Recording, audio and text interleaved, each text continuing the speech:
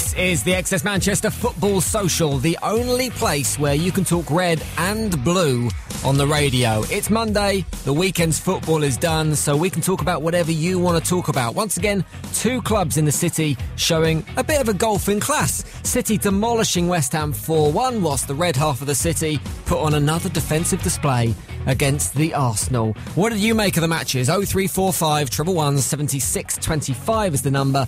87711 is the text number. For the Blues tonight, we have Danny Jackson, a.k.a. Fanzone Danny from City Square. Evening, Danny. Good evening, Jim. And on the red half, a legend for United, as per usual on a Monday, Mickey T. Evening, Mickey. Evening, Jim and Danny.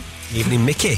Right, here's something for you boys to think about for a moment. We'll get onto this a little bit later, but who has been your favourite player for your club this season? This needn't be the best player on the pitch or even someone who has had a really great season, but someone that every single time they've had a ball, every time they've stepped onto the pitch, even when they've been on the dugout, you've wanted them to do well. A legend for the club maybe, or maybe an up-and-coming youngster. 0345 111 76 25 is the number to call on that. You can text in as well, 87711, or you can tweet me at XS Manchester if you like as well. We'll get Mickey and Danny's nominations for that in a moment, but before we get onto that, and before we get onto the weekend games as well, I want to ask you one question. It's a question that Pep Guardiola's been talking about over the weekend. Can City be the greatest Premier League team ever this season? Guardiola has laid the challenge down to his players. He's saying that if they achieve the 102 points that they can do this season and set a brand new record, they will be the greatest team in Premier League history.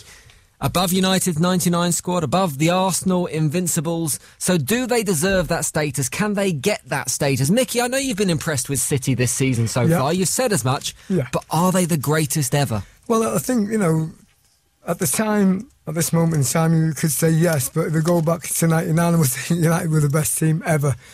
Comparison is very difficult to get really to say who is better than what. United had some great players, Giggs, etc. In that midfield, Beckham, and that. They can go list is endless. But if you look at City at this moment in time, even their performance against West Ham at the weekend, when the league's already won, they just demonstrated what they're about. Magnificent away to go.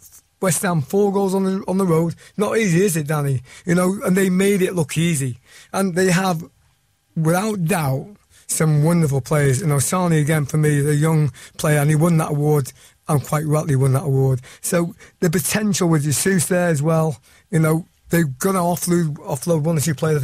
I think 4 or 5 will leave, but the quality they're going to get in, we talk about already got. And agree with you 100% that they can't be classed a great team until they've won more. Yeah, there's a long way to go yet. But if you look at it as an individual season, and this season where they've played the football they've played, they've broken the goal-scoring record now, they have potential to break the points record, they could get up to 102, which is miles away from anything that's ever been got before. You have to look at it and go, you look at that stats, they are one of the, if not the greatest Premier League team ever, aren't they? I'm finding it hard, but the man to my right will probably have a different opinion. Yeah, of course, comparisons are going to be made over the years with great teams and that. The 99 one for me, winning the treble, absolutely outstanding. That one season to win the major ones, the Champions League as well, included, that is some going. And I think to beat that, I think City, of course, fell short in the Champions League. The league is one out of cancer. But to be a great side, maybe to have a treble in one season of the major ones, would you agree, Dan? I don't know. Probably not in that blue and white shirt. It's how you define, you quantify the greatest, because you look at the kind of records that let's be honest, we've got three games left. We've got Huddersfield, we've got Brighton, and we've got Southampton. Yeah. City are going to get 9 points from that game. Them three games, we're probably going to score in excess of another 10 goals in that. So when you actually look at what that will mean at the end of the season, it'll mean kind of record wins, record away wins. It'll be biggest points total, most goals scored. I think we're still leading in terms of fewest goals conceded. I mean, literally every single record pretty much that of any note could be beaten this season by City. So I think when you categorise it like that, Mickey, you've got to say they are. I mean, they broke every record, so therefore, but by definition, surely they are the greatest. Now, what I kind of get what Mickey's saying as well is, I mean, to be the overall greatest team, maybe you need to win. We need to back-to-back Premier League titles. That's going to be something that's so important. We do need to take that step and get the Champions League trophy. That's something we haven't done, something we need to do. But you know what's so exciting, Mickey, and it must drive you insane, is the fact that this is a young squad. Does it? I'm trying to be nice tonight. I think I've been a bit harsh on Mickey the last few times. I'm going to be nice to Mickey tonight. You can take it.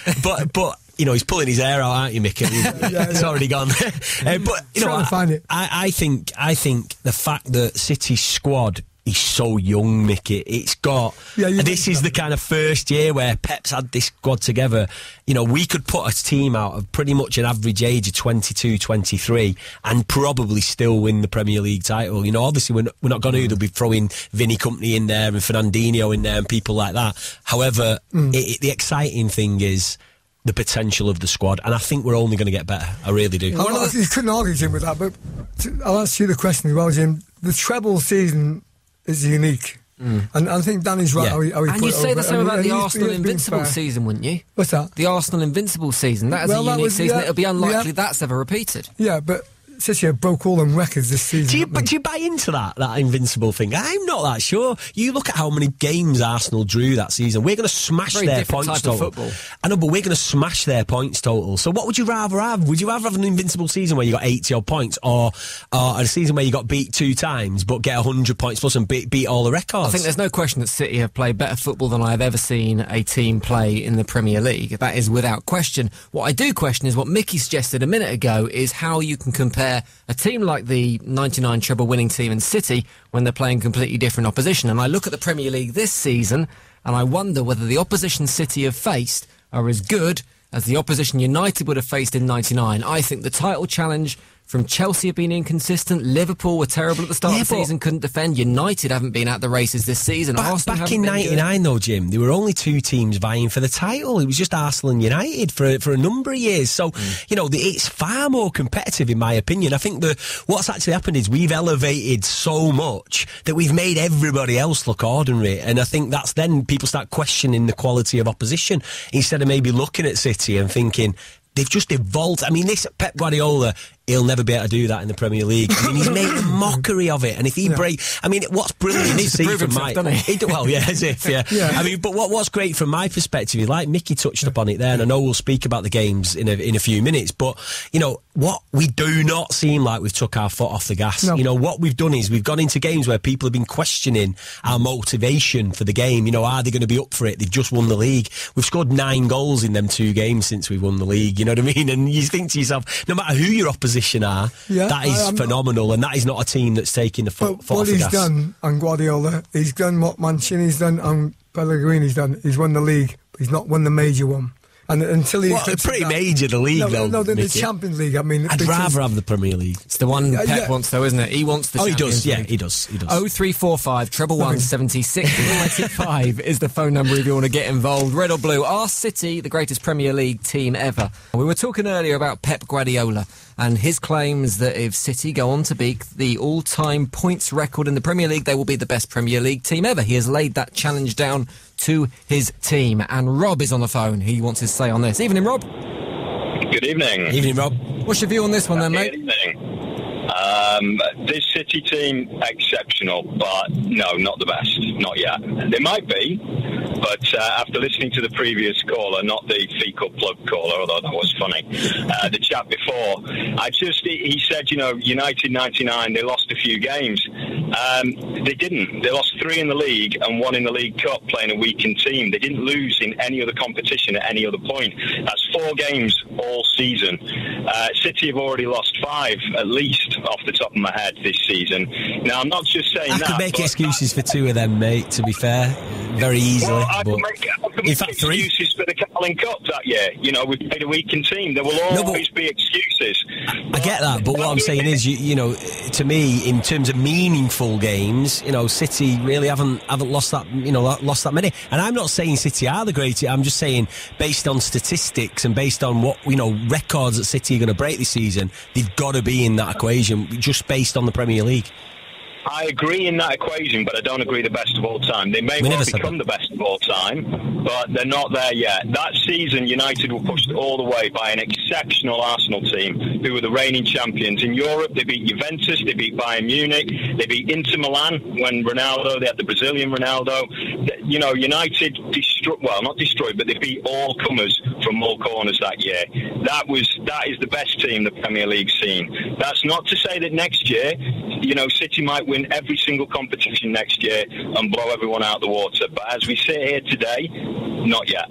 No, I think Danny agrees in that respect, to be fair to him. I think he understands, right, City at this moment in time are breaking all kinds of records, but to say the greatest of all time, I think you have to do that over a period of time for me. Not just a one season to be a great side ever.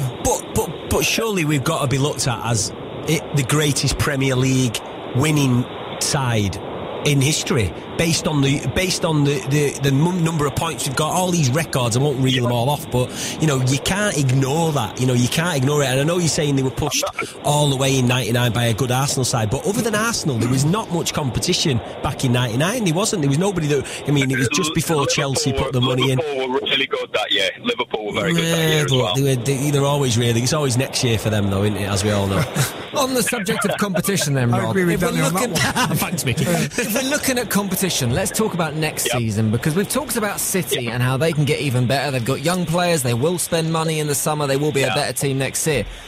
How are United going to compete with that? Because there is rebuilding to be done. If you look at just the two teams this season, if City stands still, United have work to do to catch City up with their form this season. If they're going to improve, how are United going to catch that? How are you going to rebuild? That's a very good question, and if Jose Mourinho can't answer that, what hope have I got? I think it will be closer next year, but football, I'm not trying to rain on City's parade, but football tells us that, you know, there's no perfect system and other teams will find you out, and next year City are going to have a big bullseye painted on them as reigning champions with breaking all records. I still think they'll probably retain the league, but, you know, getting another 100 points next year, I think it's going to be even harder, because football's like that. Teams figure you out, and from United's point of view, how do they catch City? I don't know. It's going to be incredibly the recruitment difficult. I think of people coming to the club, like City will invest big time money, Danny. It's what United can get through the transfer window. What we've got, though, Mickey, has got to improve significantly. I mean, Pogba has had good and bad spells this season. He's got all the talent in the world. Consistent enough. Ironically, you know, I've rung up before saying he needs to play in a three-man midfield. We start playing a three-man midfield and his form magically reappears. I don't think that's a coincidence. But I'll tell you, you probably won't like my opinion on this, you know, but I'll tell you what it'll take. No, what it'll take. It'll take you genuinely £500 million, and it'll take you getting rid of Jose Mourinho, in my opinion. That's the only way you're going to close the gap on us. You might be right. I commend what Jose's done, and we're probably going to finish the season on 85, 86, 87 points, which is exceptional to be runner-up with that points tally. You know, that would have won us the league in 9 out of 10 seasons, if not more. But I don't know. I mean, I said I'd give Mourinho 3 seasons. You know, by the end of this season, we might have 87 points, an FA Cup to go with a League Cup, and a Europa League. So there's definite progress there, definite progress. I think City, to be fair to Jose, again, City were a much better run club than United. You know, the recruitment goes back before Pep took over, the way the academy's been groomed, the way from top to bottom City's run. I think, not taking anything away from Pep, but I think Jose's had a bigger job than Pep.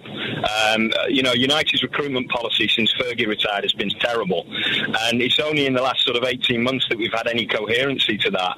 And so Jose, you know, I don't want to criticise him, because, you know, the only thing I can criticise him is the football we play. It's not the best. It's improved a little bit. It's not the best, but, you know, it is a harder job, I think, because, you know, you go back to signing Falcao, signing Di Maria. We were just adding players without any kind of thought as to how they were going to fit into the team, let alone a system. There was no coherence there, whereas City, for a few years now, they've known what they were all about. There's been a clear identity, and that's going to be the hardest thing of all, to catch up to that. that, not just the personnel on the pitch, but the ethos of the club, the players that come in, the mentality of the players, everything. It's a big paradigm shift for them. So to answer your question, Jim, I don't know, mate. Give me the United job, and maybe I can, £6 million a year. Maybe I'll figure something out. Maybe we'll get the paperwork drawn up, Rob. Cheers for coming on, mate. Appreciate that one. Cheers. I'm just going to leave this section of the show here because there's something that Danny said there before we talk about the United performance at the weekend, and I think it was one of those performances that frustrated United fans yet again. A team there to be beaten, and yet United didn't go for it. United can only catch City if they spend 500 million quid and get rid of Jose Mourinho. It's an interesting statement. It's come from a blue. I'd like to know if you agree with it, particularly if you're a red, because I think there's a few United fans out there who will echo those sentiments. 0345 111 76 25, 0345 111 76 25 is the number.